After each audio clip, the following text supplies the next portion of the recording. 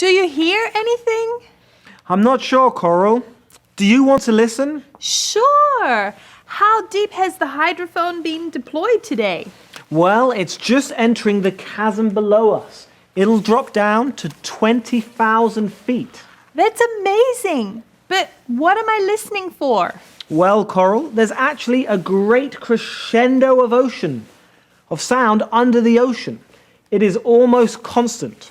So that means it sounds like nothing and everything at the same time. Have you ever heard dolphins before, Finn? Yeah, they sound kind of like muffled thunder on the recordings we have.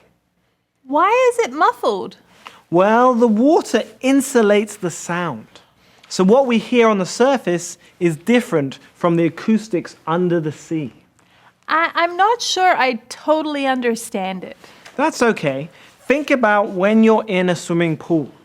If someone talks to you from the edge of the water, it'll be harder to hear them. You're right.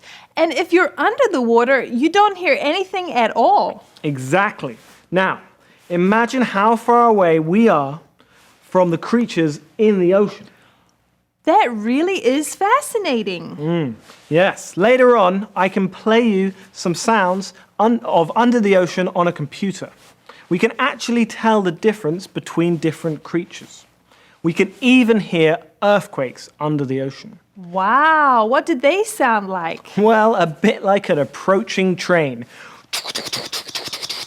What other things have you heard? Well, we found out that ships like ours, they make a lot of noise under the ocean.